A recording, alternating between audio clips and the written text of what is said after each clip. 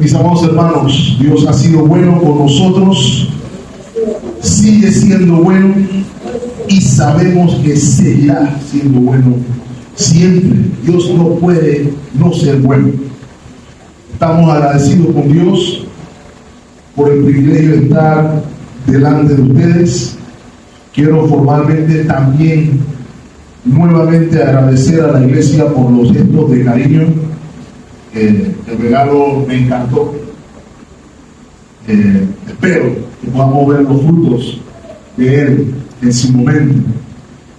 Les agradezco sin duda alguna, mis amados hermanos, su amor evidenciado, y agradecemos a Dios por su iglesia local, donde juntos todos podemos crecer, caminar con pie firme hacia la tierra prometida. Y de hecho, el pasaje de hoy probablemente nos ayudará a enfatizar aún más este concepto. Así que rogamos que el Señor nos permita verlo con claridad, verlo con certeza.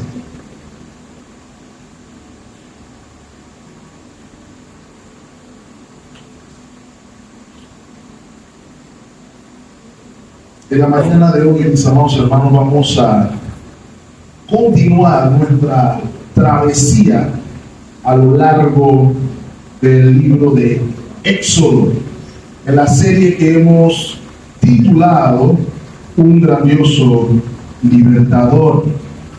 Hemos aparcado el bus una semana mientras el hermano Nelson nos habló atinadamente acerca del oficio pastoral y nos apuntó hacia el pastor de los pastores, el infalible nuestro Señor Jesucristo. Y es mi intención que aún hoy también podamos ver a nuestro Señor Jesucristo reflejado en lo que hemos de leer, lo que hemos de ver. Y hemos visto hasta aquí en nuestra serie cómo Dios, en el cumplimiento de las promesas hechas tanto a Adán como a Abraham y al resto de los patriarcas, se ha manifestado a su pueblo como un poderoso y fiel Salvador. Lo hizo evidenciando de una manera indiscutible, inapelable, incuestionable, que Él es el único Dios verdadero y que los ídolos no tienen poder, y que Él es el único santo, omnipotente, soberano, justo y misericordioso Dios. En ese acto de liberación, Dios se proclama como el Dios verdadero sobre todo dioses falsos. Y a partir de allí comienza el peregrinaje del pueblo de Dios por el desierto. Como ya hemos mencionado, esta porción no es la más épica, aquí no hay tanta acción, no hay lucha tanta, pero es igual de importante que la porción anterior. Y la razón, mis amados hermanos, es porque es un símil directo de nuestro propio peregrinaje espiritual. El caminar de los israelitas en el desierto es su caminar en el desierto, es mi caminar en el desierto.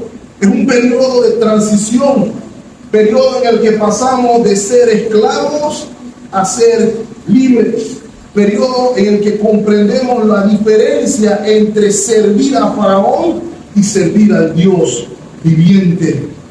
Es un periodo de santificación, un periodo de aprendizaje en el cual aprenderían, valga la redundancia, lo que significa ser el pueblo redimido por Dios, lo que significa caminar por fe y no por vista. El pueblo debía andar en absoluta confianza y dependencia, no solamente de la palabra de Dios, sino también de la provisión del Señor, como vimos en esos primeros capítulos, días en el desierto.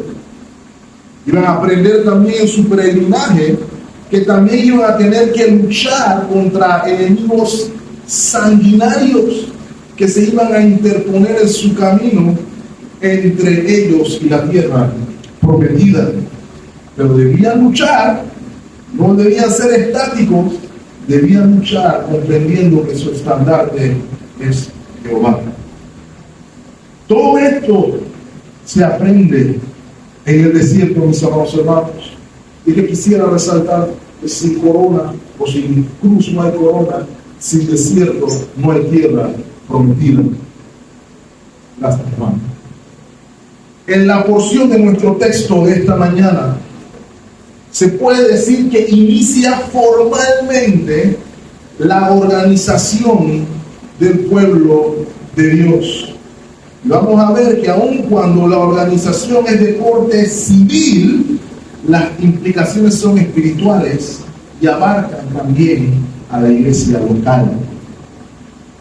Si recuerdan bien, la última vez que estuvimos aquí, vimos cómo el testimonio de Moisés fue el instrumento utilizado por Dios para bendecir la vida de su suegro Jetro. La visita del suegro es el contexto donde se dan los eventos del capítulo 18.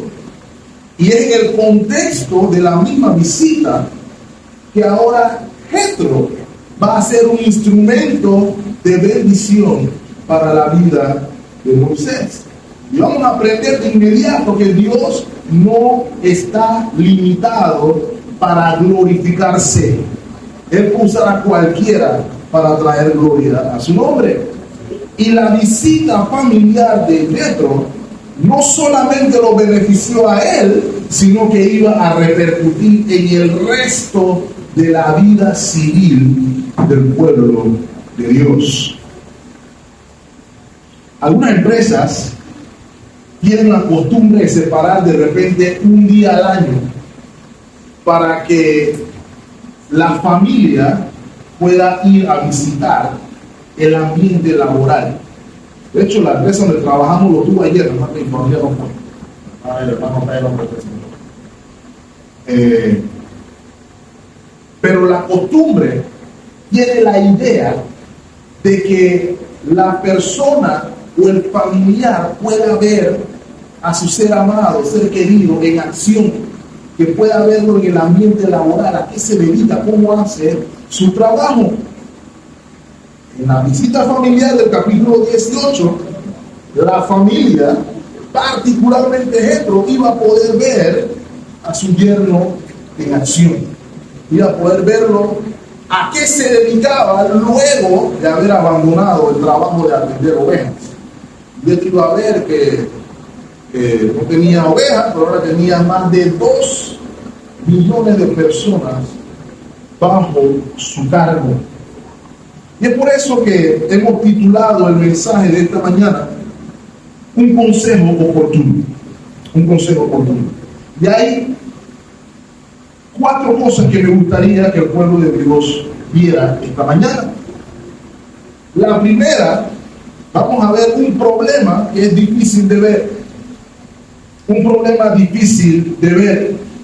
Vamos a estudiar también cuáles son las posibles consecuencias del problema difícil de ver.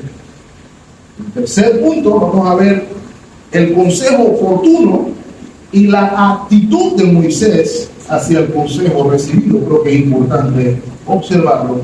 Y finalmente observaremos la solución del problema. Estas son las 4 cosas que me gustaría que viéramos esta mañana. Ahora, si usted es panameño o si usted tiene mucho tiempo viviendo en Panamá, probablemente entre los muchos problemas que tiene nuestro querido país, habrá escuchado del problema de la mora judicial. La mora judicial se da cuando el órgano judicial, para la redundancia, no es capaz de responder a las necesidades legales de las personas. No es capaz de responder de manera oportuna. Porque usted sabe, hermano, que justicia tardía no es tardía. uno le gusta decir que la justicia es lenta, pero llega. La justicia que no es oportuna no es justicia. Entonces, el problema de la mora judicial tiene diversas raíces. Puede ser presupuesto, no hay suficientes jueces, no hay suficiente corte, etcétera, etcétera, etcétera. No obstante, las consecuencias de la mora judicial son terribles, no solamente en el sistema penal, sino también para la economía de un país. Porque el hermano Ivín está hablando de mora judicial hoy domingo en la mañana, como si ya no necesitara ayuda para dormirme. El punto es que nuestras lecciones hoy vienen a causa, mejor dicho, de un gran caso de mora judicial. Lo que estamos viendo aquí, el consejo de Jethro, viene precisamente por un problema de mora judicial. Las lecciones de esta mora van a ser relevantes para la iglesia de Cristo. Amén. ¿Y cuál es nuestra tesis, mis amados hermanos? Nuestra tesis es que el servicio a Dios, el ministerio, no es una empresa individual, sino que las cargas del ministerio han de ser repartidas. Y lo vemos inmediatamente en los versículos del 13 al 15. Sin más preámbulo, veremos el problema que es difícil de ver. ¿Okay? El texto nos va a enseñar que al día siguiente de la reunión familiar, Moisés, como el líder y mediador del pueblo de Dios, comenzó a trabajar. Tenía la visita de su suegro, le dice: suegro, acompáñame a la oficina y vengan a ver todo lo que estamos haciendo y cómo va la cosa, que vengan los pelados, que venga la cosa, que venga todo el mundo. ¿Ok? Versículo 13. Aconteció que al día siguiente se sentó Moisés a juzgar al pueblo, y el pueblo estuvo delante de Moisés desde la mañana hasta la tarde. Ese detalle del tiempo de servicio es importante notarlo. Ahora, ¿qué era lo que se sentó a hacer Moisés desde la mañana hasta la tarde? Juzgar al pueblo. Y ese trabajo de juzgar al pueblo era un trabajo de índole judicial. Juzgar aquí indica la acción de ser mediador entre dos partes que están en conflicto. El mediador en esa época actuaba simultáneamente como jurado y como juez. Él escuchaba los argumentos y dictaba sentencia justa y daba las instrucciones que debían tomarse. Ahora, esto es importante, hermano, porque por vocación divina, Moisés era responsable de que las leyes divinas se aplicaran. Él tenía la autoridad y por ende la responsabilidad, basada en las leyes divinas, de juzgar y de sentenciar. Lea conmigo el versículo 15. El pueblo viene a mí para consultar a Dios. Cuando tienen asuntos, vienen a mí, y yo juzgo entre el uno y el otro, y declaro las ordenanzas de Dios y sus leyes.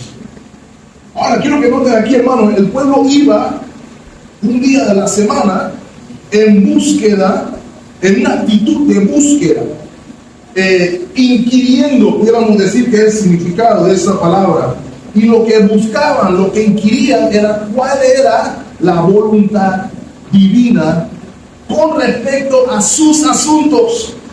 Y esos asuntos implicaban también, desde luego, pleitos o conflictos. Moisés debía dirimir, debería declarar, debía dar a conocer cuál era la voluntad, el decreto o la instrucción del Señor. Ahora, hermanos, estoy tomando mi tiempo en esta parte porque creo que aquí ya tenemos una lección importante. La actitud del pueblo hacia este aspecto del ministerio de Moisés realmente nos da una lección para nosotros hoy. Vemos la importancia de orientar nuestras vidas en torno fundamentadas en la palabra de Dios. La palabra asunto, que dice su versión Reina Valera, es interesante porque se refiere a una cosa o un hecho o algo que sucede o nos interesa que necesita ser gestionado, que se necesita hacer una diligencia al respecto. Y la lección es que nuestros asuntos, aún nuestros conflictos, deben ser lidiados a la luz de la palabra de Dios. Tenemos un ejemplo precioso de eso en el Nuevo Testamento, en 1 Corintios capítulo 6, versículo 1, cuando el apóstol está reprendiendo a la iglesia por sus litigios, llevándose a el mundo, digámoslo así. 1 Corintios 6:1.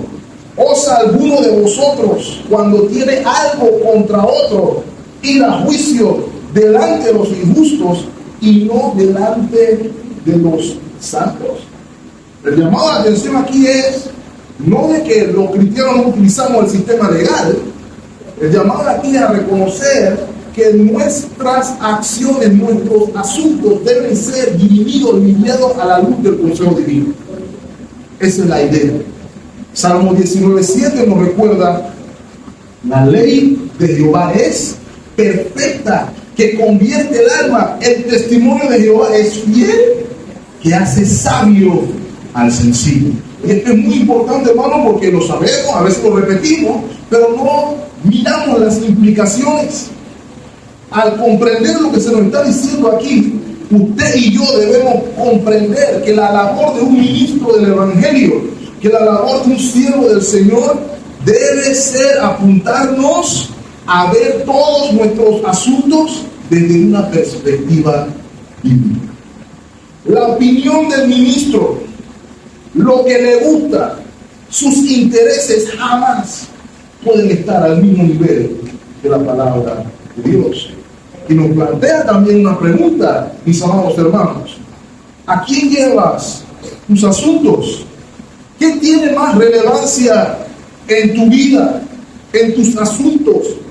¿La palabra de Dios o cualquier otra opinión fuera de la palabra de Dios? ¿Es la doctora Polo la que juzga tus asuntos o es la inerrante y suficiente palabra de Dios la que juzga tus asuntos? Es una importante lección, mis amados hermanos. La vida del creyente debe tener una perspectiva bíblica. Si nuestras perspectivas no son moldeadas por la palabra de Dios, hay una de dos: o nuestra perspectiva es bíblica o es del mundo. Y la sabiduría es la palabra de Dios. Hasta aquí, todo bien y perfecto, ¿cierto? Pero había un problema. Y quien lo notó no fue Moisés, sino que lo notó bien. Versículo 14 de nuestro texto. Viendo el suegro de Moisés todo lo que él hacía con el pueblo, dijo: ¿qué es esto que haces tú con el pueblo? ¿Por qué te sientas tú solo y todo el pueblo está delante de ti desde la mañana hasta la tarde? Ahora, hermano, la pregunta de Jetro aquí no viene desde el desconocimiento, no parece venir desde el desconocimiento, porque parece más bien apuntar al efecto que está produciendo la conducta de Moisés en la vida del pueblo. La palabra que se utiliza aquí en qué haces o el hacer tiene que ver la conducta y los efectos de la conducta en una relación. La relación aquí obviamente es entre Moisés y el pueblo. Pero si se dan cuenta, aún con mayor claridad, la segunda pregunta es la que resalta el problema. ¿Por qué te sientas tú solo? Y parafraseando, y todo este pocotón de gente que tienes todo el día aquí. ¿Ok? Piénselo por un momento. Aquí nosotros tenemos nuestra práctica de eso. Si usted ha ido al Seguro Social, por ejemplo, y es de lo que tiene que madrugar y pasar una cita, usted se para a las 2 de la mañana, algunos ciudadanos hacemos, nos montamos en nuestro medio de transporte para llegar al seguro social y cuando llegamos allá ya hay fila. ¿Ok? Ya hay fila, no importa qué hora usted se pare, siempre hay gente ahí. Hay gente que hasta duerme ahí, parece. ¿Ok? Siempre hay gente. Las filas son largas y si usted se le pegaron la sábana y se paró a las 5, la fila le puede dar 2 vueltas a la policlínica. Y usted se para la fila y cuando llega le dice, esa cita no hay, déjame programártela para el 2034.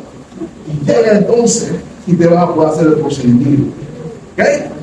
Algo así era lo que estaba sucediendo. De nuevo, hermanos, el pueblo de Israel no eran 50, dijimos que salieron prácticamente 2 millones de personas de Egipto y estaban todos los que tenían un caso en fila para ser atendidos por Moisés. Ahora, para usted y para mí el problema se ve obvio, pero para Moisés no. ¿Ok? Y la razón por la que digo que es un problema difícil de ver es que lo que era evidente para Jetro, Moisés lo vio como algo del día a día, mi hermano. Tan así que Jetro le está preguntando, ¿qué es lo que le está haciendo a la gente? Y él contesta, no, mira lo que yo hago, la gente viene, me consulta. Pero ese no era el sentido en el que Jetro estaba preguntando.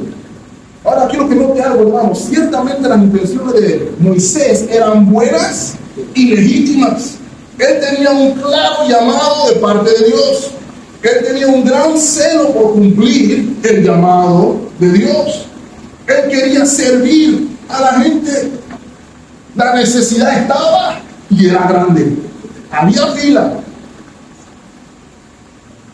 Pero todas estas cosas le impidieron ver la magnitud de la empresa que estaba tratando de emprender él solo.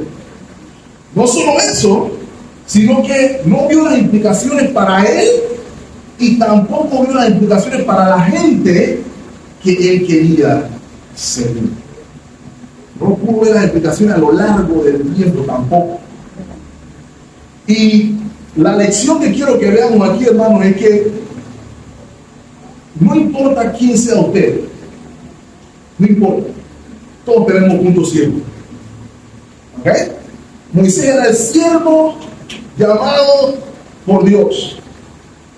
Él hablaba con Dios cara a cara y aún él tenía puntos ciegos. Una de las oraciones que podemos hacer, mis amados hermanos, en la del salmista, en el Salmo 19:12.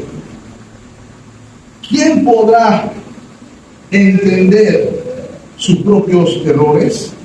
Líbrame de lo que me son ocultos.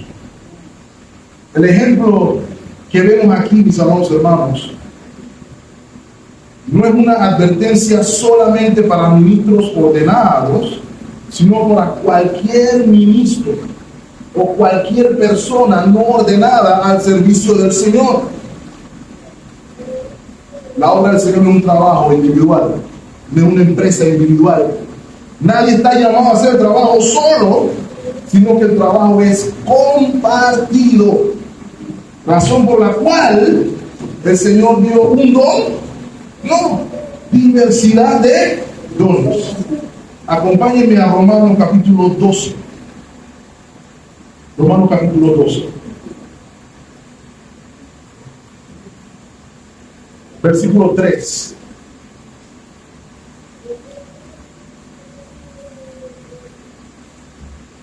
Quiero que lea conmigo hasta el versículo 5. Me parece que esto es relevante. Dice el apóstol a los romanos: digo, pues, por la gracia que me es dada, a cada cual que está entre vosotros, note, que no tenga más alto concepto de sí que el que debe tener, sino que piense de sí como con cordura, conforme a la medida de fe que Dios repartió a cada uno. ¿Ok? Entonces, Aquí el llamado es a que no tengamos un concepto equivocado de lo que somos, y probablemente Moisés tenía un concepto un poquito distorsionado de quién él era al tratar de emprender esa labor titánica. Note lo que dice el versículo 4. Porque de la manera que en un cuerpo tenemos muchos miembros, pero no todos los miembros tienen la misma función, así nosotros, siendo muchos, somos un cuerpo en Cristo, y todos los miembros, los unos de los otros. ¿Ok? Y a raíz de eso empieza a elaborar acerca de los dones: el que sirve la exhortación, que exhorte; el que preside, que presida. Porque todos tenemos un rol que jugar. Esta es la razón, mis amados hermanos, por la que, por la gracia de Dios, debemos aprender a andar en unidad. ¿Ok? Lo que no estaba viendo Moisés era potencialmente peligroso, no solamente para él mismo, sino para el pueblo, nuevamente, el pueblo que quería servir. ¿Ok? Entonces, eso me lleva al segundo punto. ¿Cuáles son las posibles consecuencias del problema? Si se dan cuenta, Jetro hace ver a Moisés que aunque sus motivaciones son legítimas, su ejecución no era buena, su método no era buena. Vamos a nuestro texto, versículo 17. Entonces el suegro de Moisés le dijo: no está bien lo que haces. Ve el versículo 18. Desfallecerás del todo tú y también este pueblo que está contigo, porque el trabajo es demasiado pesado para ti. No podrás hacerlo tú solo. ¿Ok? Esto le está diciendo a Moisés que lo que estás tratando de hacer no es sostenible en el tiempo. Vas a desfallecer. El término que se traduce desfallecer tiene la implicación de marchitarse, de secarse, de deteriorarse. Y no, hermano, para Moisés la labor era pesada, tanto física como espiritualmente. Y todo esto considerando que esa no era la única responsabilidad de Moisés. Piénselo por un momento, usando el relato que hemos estado viendo hasta ahora en el capítulo 18, venimos viendo que Moisés no solamente es el mediador del pueblo de Dios, sino que también es esposo, también es padre, entre sus responsabilidades. De modo que esto ocasionaba algún tipo de deterioro, tanto físico como espiritual. Ahora el pueblo también estaba sufriendo por desfallecimiento tanto físico y espiritual, precisamente por la mora judicial de la que habíamos hablado. Ya le expliqué, piénselo por un momento, así como hablamos de seguro, piensen en 2 personas, son 2 millones de personas, y réstele cuántas cuentan en un caso un día, cuántas quieren un consejo un día. No me importa cómo era la matemática, y piense esas personas en la fila, esperando, sacaron su cupo. Ahora viene el 2334 pase, y Moisés se sentaba a recibirlo. Y después que Moisés, creo que ir al baño, espérese. Usted se puede imaginar eso, hermano.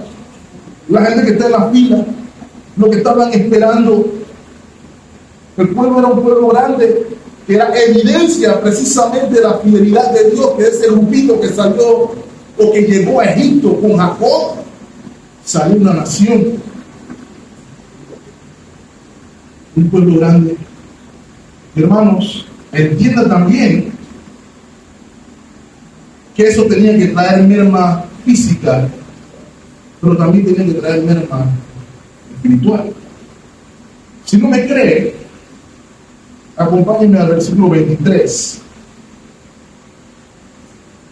Dice Jetro: si esto hicieres y Dios te lo mandare, tú podrás sostenerte, y note aquí, y también todo este pueblo irá en paz a su lugar. ¿Por qué esto le tiene que decir que si hace lo que le estoy diciendo, lo que te voy a decir, el pueblo va a ir en paz en su lugar? Bueno, la idea es sencilla. Si yo tengo que poner una fila para que alguien me diga cómo vamos a resolver este problema, lo más probable es que yo voy a resolver ese problema por mi propia mano. Yo no voy a esperar a que formar 2 días fila para que Moisés me escuche. No, yo mismo voy a resolver eso con mi prójimo, como tengamos que resolverlo. ¿Ok? Entonces es obvio que eso también afectaba de manera espiritual también al pueblo. ¿Ok? Lo que está explicando Yetro es que probablemente el viaje sería más pacífico si cambiara el método de legislación, digámoslo así. ¿Ok? Ahora, debemos reconocer nuestro punto ciego en la primera lección que vimos. También tenemos que reconocer cuáles son nuestras limitaciones. No reconocer nuestras limitaciones también es peligroso porque nos juega en contra a la larga, personalmente, pero también porque afecta a las personas que decimos querer, las personas que decimos amar. ¿Eh? De nuevo, nadie está cuestionando las motivaciones de Moisés, nadie está cuestionando su vocación, nadie está cuestionando su llamado, están cuestionando el resultado. Que me lleva al consejo oportuno y la actitud de Moisés hacia ese consejo. Quiero que no tenga algo, hermanos, y es claro hacerlo comprender. Jetro, por amor a su suegro, por amor a su familia, habló con Moisés. No se lo guardó, ¿ok? Jetro puede haber dicho, no ese es su problema, yo voy con Madián ahora, yo no sé cómo se van a arreglar ellos allá en su camino en el desierto con esta clase de sistema, yo no sé cómo van a hacer. Y así, caigo bien a mi yerno y no hay problema, no hay conflicto, no hay ninguna discrepancia. Pero no, hermanos, no se lo guardó, se lo digo. Si yo soy consciente de que mi hermano o hermana no están anuentes de algo que es potencialmente dañino para ellos, si lo amo y si quiero su bien, me compete decirle, tal como hizo Jetro aquí. Y note, Jetro se lo dice de manera firme, pero en amor. Estás haciendo mal. Pero es evidente, mis amados hermanos, que Moisés pudo percibir el amor de su suegro. ¿Cómo lo sé?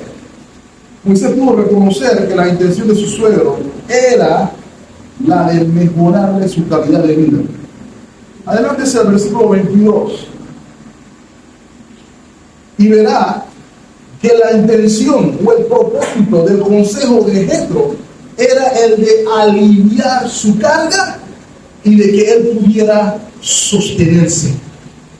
¿Ves? Y esto aquí, sostenerse, es lo contrario a desfallecer. Si es así, vas a desfallecer. Yo lo que quiero es que te sostenga, que te mantengas erguido, que te mantengas en pie. Ahora note, Moisés escuchó a su suegro, pudo percibir eso. Y Jetro no solamente tuvo buenas intenciones, sino que aportó para edificación. ¿A qué me refiero con esto, hermanos? Algunos de nosotros somos expertos en decir que está mal. Eso no se necesita mucho trabajo. Esto está mal, esto está mal, esto está mal, esto está mal, esto está mal. Todos podemos hacer eso. Y más si es algo que no me gusta. Algunos hasta extendemos nuestra apreciación al extremo de ser mal. Si no es como a mí me gusta, está mal. Algunos hacen eso. ¿Eh? Por aquí nadie, estoy seguro. Él no solamente dijo, está mal. Él dijo, está mal, déjame darte una alternativa. Procuró edificar, procuró construir. Estas son palabras de edificación. Miren lo que dice el versículo 19 de nuestro texto. Oye ahora mi voz, yo te aconsejaré y Dios estará contigo. ¿Okay? Ahora, oye ahora mi voz no se refiere meramente a la acción de oír, sino a recibir la orientación dada. ¿Okay? Y la otra cosa que quiero que noten, hermanos, que esto tampoco está aquí en el modo el Señor me dijo. ¿Okay? Es una revelación para ti, recibí palabra ayer del Señor para ti. Escucha lo que, no, eso no es lo que está haciendo esto aquí. Tampoco. Aun cuando se está diciendo ahí, Dios estará conmigo. La traducción del hebreo aquí no va en esa dirección, el sentido un poco más ambiguo. Y la idea es poder comprender que esto está diciendo, hazlo si crees que es la voluntad del Señor. ¿Okay? Si Dios quiere, te va a ir bien. Eso es lo que está diciendo aquí. ¿Cree que el viento? Por ejemplo, vamos a ver de nuevo el versículo 23. Si esto hicieres, y Dios te lo mandará. La idea aquí de notar es que si Dios quiere, haz esto. Esa es la idea. ¿Okay? La premisa aquí es, analiza el consejo, llévalo delante del Señor, somételo al escrutinio de la palabra. Esa es la misión, esa es la idea. ¿Okay? ¿Por qué, hermano? Porque hay buenos planes de mucha gente. Todo el mundo puede tener un buen plan. Usted sabe que todo el mundo tiene un buen plan. Cuando usted ve, por ejemplo, una reunión del gobierno, el gobierno hace un anuncio, todo el mundo sabe cómo hacer lo que el gobierno anunció mejor que el gobierno. ¿Sí o no? Todo el mundo puede decir, se me ocurre, un chapón, ¿cómo va a hacerlo así? Hay que hacerlo así. Y es probable que su plan también sea bueno. Por eso no necesariamente significa que lo plan es malo. Aquí voy con esto, mis amados hermanos. Que al final nuestras vidas giran en torno a la perspectiva bíblica. Acompáñenme a Proverbios, capítulo 19.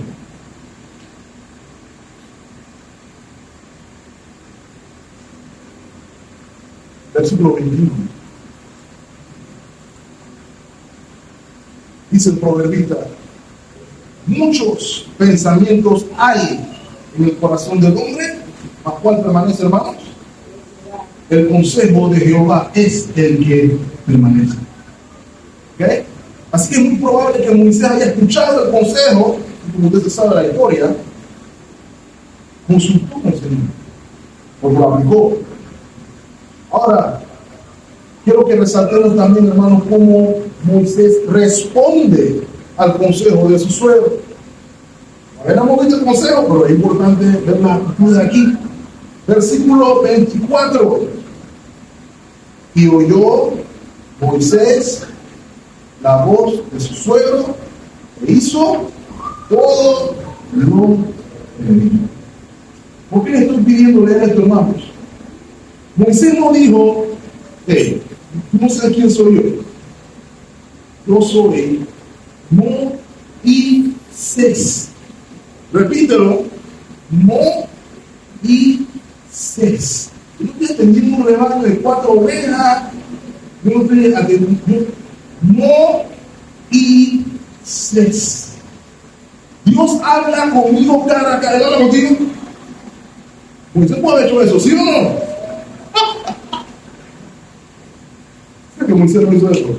Otros sí. ¿Quién eres tú para decirle a mí qué tengo que hacer? O ¿quién eres tú para decirme que estoy equivocado? Es la actitud lo que quiero que revisemos aquí, hermanos.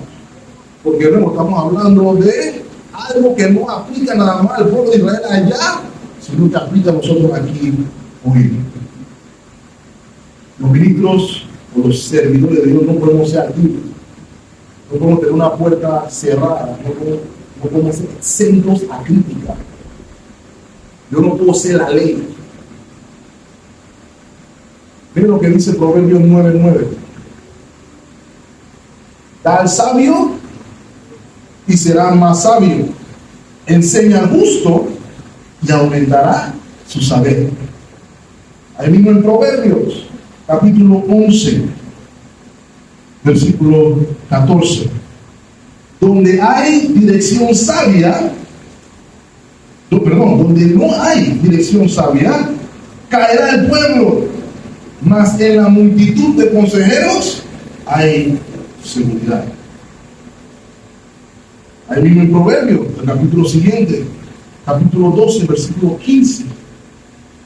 El camino del necio es derecho en su opinión, mas el que obedece al consejo es sabio. Vamos a ver las implicaciones de esto. El Señor ha previsto para su pueblo instrumentos para crecer en sabiduría. ¿Sabe qué pasa también, hermanos? Aquí hay otra lección en negativo. ¿Por qué lo digo? Moisés actuó positivamente, nosotros a veces actuamos negativo. Y es un recordatorio de que un líder o alguien que sirve al Señor necesita un corazón enseñado. Aquel que piensa que no se equivoca, ya equivoca. Un corazón humilde es enseñado. Miren la oración que leímos, Salmo 19. Salmo 19, quiero que lo lea conmigo, hermanos. Creo que es importante. Salmo 19, versículo 13. Miren la oración del salmista. Preserva a tu siervo también. ¿De qué cosa, hermano? ¿Lo ve ahí? De las soberbias, que no se enseñoreen de mí. Entonces seré íntegro y estaré limpio de grande.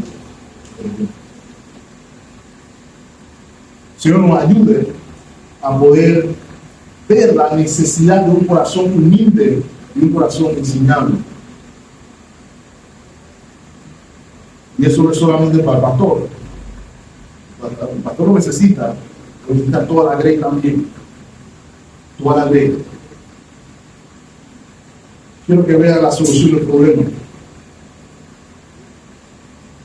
La solución fue delegar en la figura que conocemos como la de los ancianos.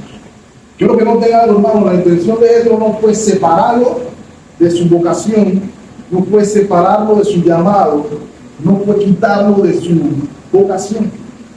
Pedro tampoco pidió que lo nombraran. Pónganme aquí contigo y vamos a resolver este problema. Pedro tampoco hizo eso. Porque de nuevo, Pedro no estaba pensando en sí mismo, sino que estaba pensando en el bienestar del otro. ¿Okay? Entonces, versículo 18. Está tú por el pueblo delante de Dios y somete tú los asuntos a Dios. ¿Ok? Encárgate de lo tuyo acá. Versículo 20, nota lo importante aquí. Enseña a ellos las ordenanzas y las leyes. ¿Ok? Había que enseñar.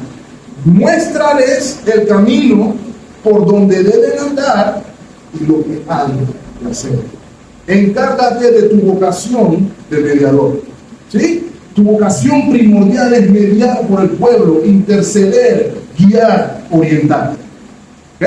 Tú haz lo tuyo. Pero apóyate también para la labor judicial en hermanos. Esa es la idea que podemos ver. Hermanos, recuerden, Israel aquí era una teocracia. ¿Qué implica eso? Que no había separación entre los asuntos civiles ni espirituales, todo era lo mismo. ¿Ok? No había distinción y por ende aplica para la iglesia local la lección aquí también. ¿Ok? Mira el versículo 21. Además, escoge tú de entre todo el pueblo varones de virtud, temerosos de Dios, varones de verdad, que aborrezcan la perdicia, y ponlos sobre el pueblo por jefe de millares, de centenas, de 50 y de 10. ¿Ok? Ahora, hermanos, ¿cuál es la implicación directa para nosotros aquí hoy? Doble.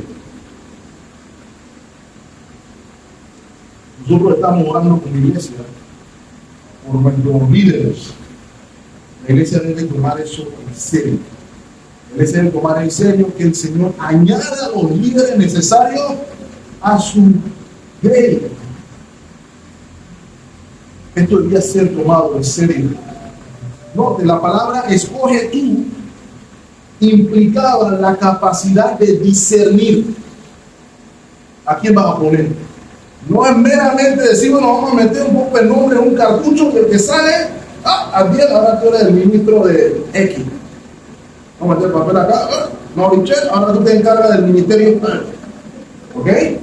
Eso no es lo que se está transmitiendo aquí. Se habla de la participación consciente del pueblo. Quiero que lo vean, hermanos.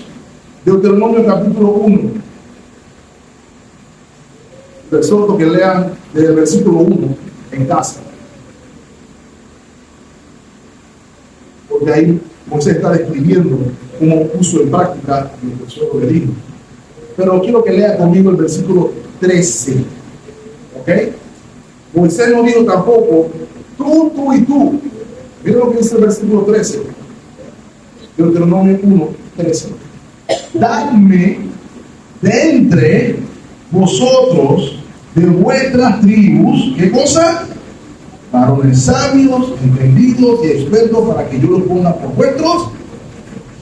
¿Ok? Entonces había una participación simbiótica, ¿cierto?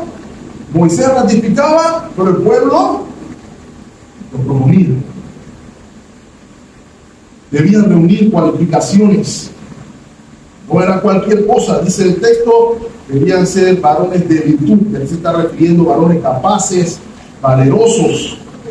No, hermano, las calificaciones no tendrían que ver con si tenía plata en el banco, si tenía alguna maestría o posgrado, sino que tiene que ver con el carácter.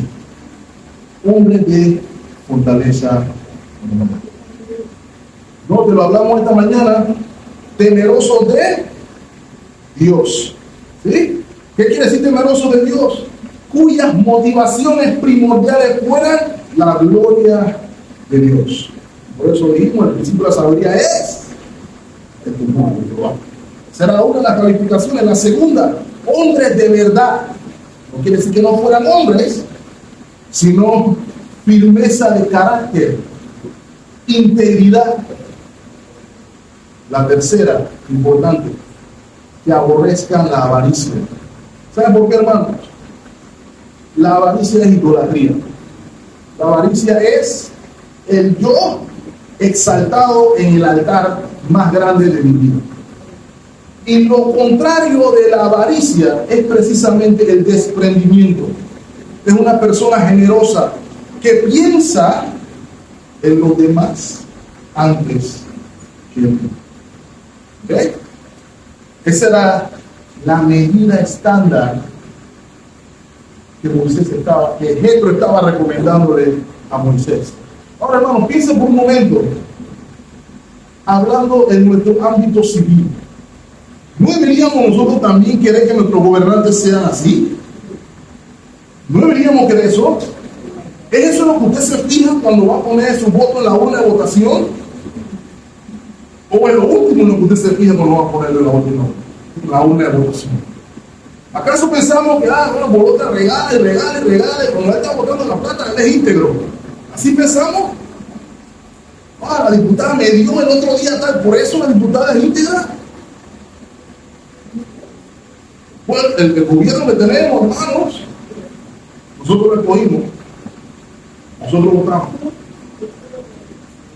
Pero la implicación de esto no es directamente en lo civil, sino también en lo eclesial.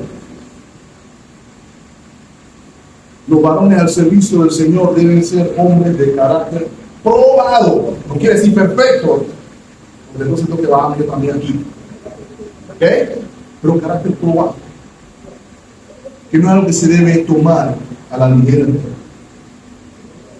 Amados hermanos, Dios en su misericordia nos ha puesto bajo el cuidado de una familia piadosa de nuestra iglesia local para ser cuidado de nuestro peregrinaje. Note cómo separaron al pueblo 10, 50, cientos, miles. Si hubiéramos capitado nuestro destino, sería aquí de repente corregimiento, distrito, provincia. Pero el punto es que Dios tiene programado para nosotros que todas nuestras necesidades sean atendidas. Moisés escuchó el consejo. Dios lo bendijo. Y esto se volvió la norma inclusive para la iglesia hoy. ¿Recuerdan, hermanos? En Hechos 6, ¿cuál era el problema? Las viudas se estaban quejando porque estaban siendo desatendidas. ¿Había una necesidad, sí o no? Sí, pero los apóstoles no se estaban dando abasto.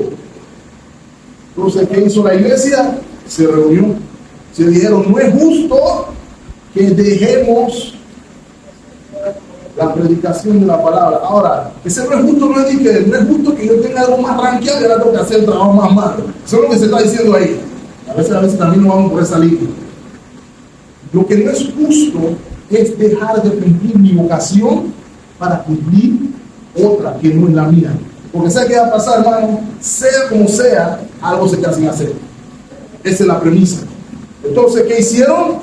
Escojan hombres. 7. Metan un papelito en una bolsa y saquen un nombre. Echen suerte. No. Eso no fue lo que se dijo. Escojan a alguien lleno del Espíritu Santo, etcétera, etcétera, etcétera, etcétera, etcétera. ¿Por qué, hermano? Y es lo más que quiero hacer el énfasis, hermano, el ministerio de Cristo, el liderazgo de la iglesia, los que sirven a la iglesia, ese es algo serio. Ese es el punto. No es un juego. Y esa fue la solución del problema. A lo largo de toda la vida. Ahora, ¿qué quiere decir eso? Entre otras cosas, mis amados hermanos, mientras voy preparando el cierre, oremos porque el Señor provea más obreros a sus vidas. ¿Saben cuántas iglesias hoy están sin pastores? Y uno a veces no es ni siquiera suficiente. Algunas iglesias no tienen pastores. Oremos al Señor que envíe obreros a sus vidas. Pero que no envíe a cualquiera, que envíe hombres íntegros, en los que la iglesia pueda confiar, en lo que la iglesia pueda decir. Yo quiero escuchar lo que él tiene que decir, porque ¿sabe qué pasa, hermanos? Y permítanme ser honesto. Debo ser honesto siempre, pero no puedo ser extremadamente honesto. Algunos de nosotros decimos que no quieren hablar con el pastor, porque no quieren escuchar al pastor, pero el pastor no se pone solo. Hay otra iglesia donde el pastor se pone solo, pero la iglesia bautista no es así. Se supone que si la iglesia ordenó un pastor, ordenó el pastor porque oró, porque pidió y porque el Señor le mostró, ¿quién mostró? Para la redundancia, ¿quién mostró las cualificaciones que la palabra da? Lo que implica eso es que, si es lo que creo, escuchemos a nuestro pastor. ¿Sí o no? Si es lo que creo. Porque el Señor, en su misericordia, ordenó a algunos apóstoles, profetas, evangelistas, pastores, maestros, para perfeccionar a su rey. Por eso el apóstol dice, obedezcan a sus pastores, sométanse a sus pastores. Pero algunos no lo queremos hacer porque sabemos a quién hemos escogido. Entonces, lo que se me está recordando aquí, hermanos, es algo serio. ¿Quiénes están al frente? Es algo serio. Ahora, hermanos, yo podría quedarme aquí el resto de los minutos que me quedan hablando de cuál es el sistema de gobierno mejor. Si la pluralidad de ancianos, si nada más uno, si dos, si tres. No creo que ese sea el punto aquí. Aunque sí tiene una pluralidad de ancianos. Yo no, porque esta iglesia no tenga nada más un pastor, sino que tenga varios. Esa es mi oración. Pero creo que el tema va más allá. Isaías capítulo 16. versículo 5.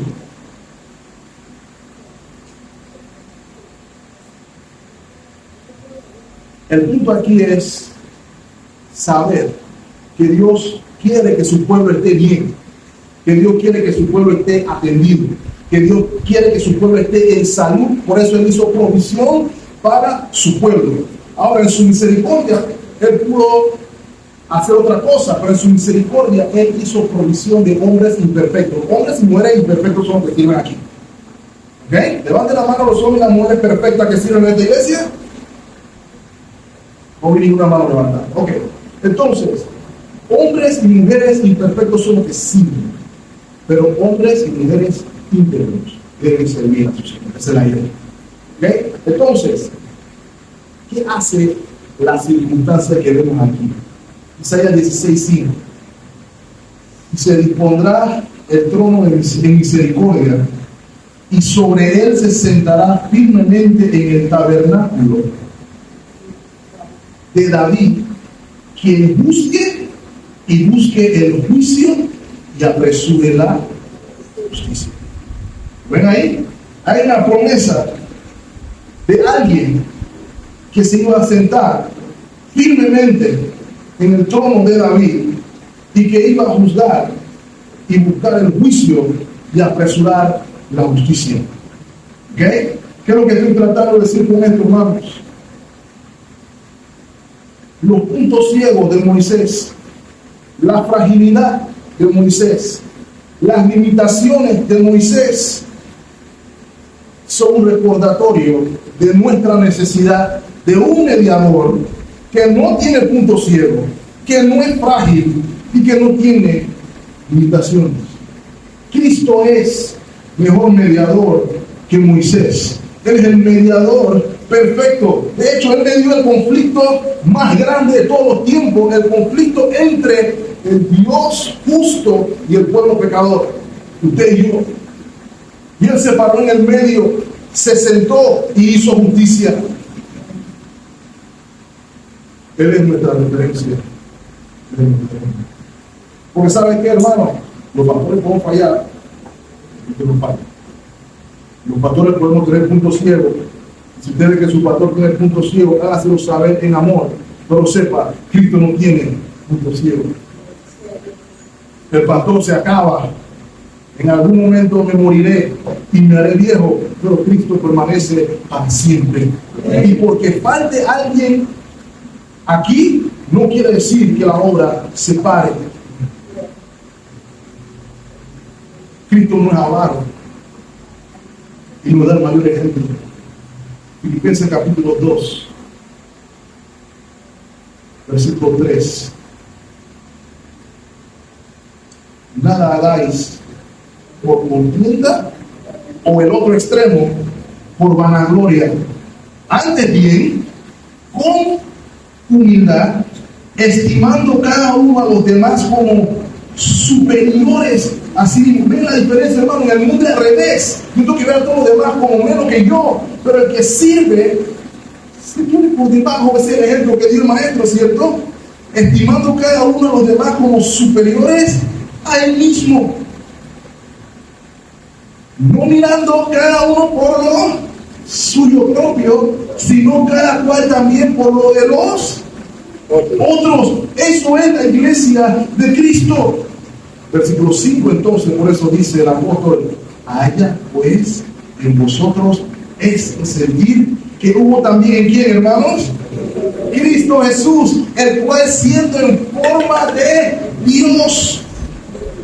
¿Me está escuchando, hermano? El cual siendo en forma de Dios. En otra tirado título, yo soy más que Dios, no sé qué cosa. El cual siendo en forma de Dios, no estimó el ser igual a Dios como cosa que aferrarse, sino que se despojó a sí mismo, tomando forma de siervo, hecho semejante a los hombres, y estando en condición de hombre se humilló, haciéndose a sí mismo obediente hasta la muerte de la cruz. Ese es nuestro ejemplo, hermano. Esa es nuestra referencia. de cómo debemos vivir dentro de la comunidad. Esto no es para casa sola ni para casa solo. Este es un cuerpo. Aquí el pastor no es la figura. Aquí los diáconos no son la figura. Aquí Cristo es la figura y todos somos sus siervos. Todo lo que hacemos es para la gloria de Dios.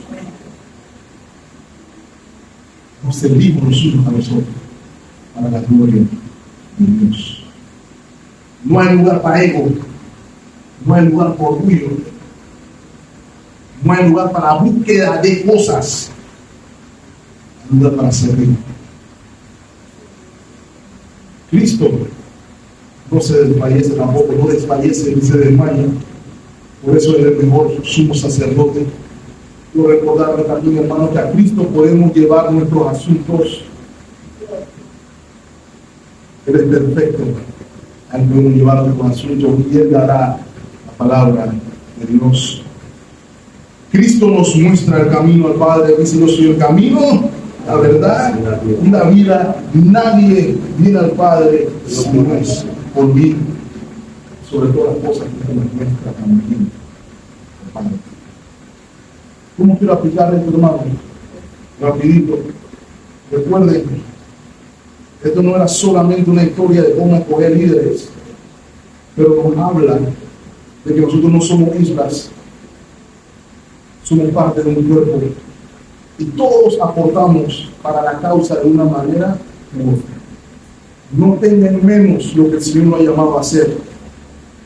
Haga lo que el Señor lo ha mandado a hacer para su gloria. Él recompensa mejor que cualquiera en el mundo, aunque aquí nadie les dé las gracias. Créanme, hermano, que eso no se compara con el recibimiento del Señor cuando le diga: bien, siervo fiel, en lo poco has sido fiel, en lo mucho te pondré. Cuando usted escucha esa palabra, lo último que usted se va a acordar es que fulano está en una agradecido que yo digo, yo hice lo que sea.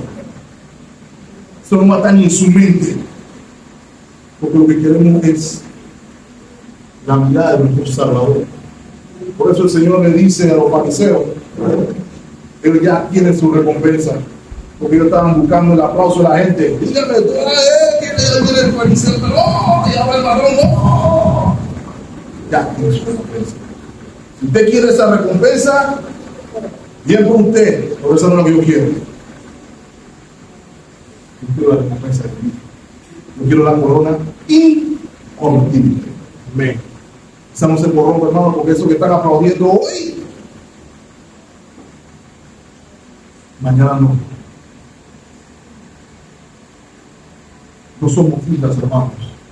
Somos un pueblo. Todos aportamos. En nuestras debilidades, pero sepa algo, hermano, que en nuestras debilidades la gloria de Dios se ve mayor. 2. Roguemos al Señor que nos muestre nuestro punto ciego. Todos lo tenemos, hermanos. Roguemos al Señor que nos muestre: Padre, no veo, enséñame mi pecado, enséñame lo que veo, enséñame lo que no me es, lo que me es oculto, como lo es salmista. 3. Roguemos que el Señor nos muestre nuestras limitaciones, porque todos tenemos. Aquí nadie puede cargar la oración. No necesitamos unos. Si yo digo mañana no lo necesito, es como el riñón diciéndole al cerebro que no te necesito más nunca. Así es ridículo. Somos un pueblo. Que el Señor nos muestre nuestras limitaciones y que nos necesitamos cada uno. Necesitamos a alguien que predique, sí. Necesitamos a alguien que enseñe, sí. Necesitamos a alguien que ofrende, sí. Necesitamos a alguien que ame, sí. Necesitamos a alguien que ore, sí. Todos esos son dones bíblicos y se necesitan todos. Necesitamos a alguien que limpie, sí. La persona que limpia no es importante, no. Ese es el principio. Reconozcamos nuestra limitación. Y oremos por los ministros de nuestra iglesia. No solamente oren por los ministros de su iglesia, oren por los ministros de toda la iglesia, hermano. Hay una crisis en el ministerio. Soy honesto en decírselo. hay una crisis en el ministerio. Nadie está exento. Oren al Señor por ministros fieles de la palabra. No avariciosos, pero que amen la oveja de Jesús. No como asalariados, porque el asalariado único. Eso es lo que nos enseña la palabra. Dios le bendiga, hermanos. Amado Señor, gracias por el tiempo que hemos podido meditar en tu palabra. Gracias por recordarnos, Señor, que tú has hecho visión de tu pueblo. Gracias por recordarnos, Padre, que la iglesia local es importante. Tú has asignado líderes, hermanos, hermanas, que nos ayudan en nuestro caminar. No siempre es fácil, somos imperfectos, tenemos puntos ciegos, tenemos limitaciones, pero Padre, tú eres perfecto. Así que pedimos tu ayuda y tu dirección. Ayúdanos a que podamos escuchar consejos provenientes de tu palabra. Ayúdanos a rechazar cosas que no vienen fundamentadas en tu palabra. Oh Señor, a veces damos tanto oído a cosas foráneas a ti y tan poco oído a lo que proviene de ti, la fuente de la vida eterna. Ayúdanos a recordar, Señor, a quién hemos de ir, no tenemos a dónde ir. Solamente tú tienes palabra de vida eterna. Solo tú, Señor. En ti confiamos, en ti dependemos. Tú traerás sanidad donde sea necesaria. Tú harás que tu cuerpo crezca conforme a tu voluntad. Danos siervos que te amen, danos siervos que te teman. Fortalece a los siervos y siervas que ya tenemos, que puedan seguir sirviéndote con convicción, con determinación. Y añade aún más, Señor, porque reconocemos las veces muchas, a poderos son pocos. Descansamos en eso de la mies, esperamos que eso de la mies. Mientras tanto, sabemos que tú eres quien nos sostiene hasta el final. En Cristo Jesús pedimos estas cosas. El nombre de Dios. Amén.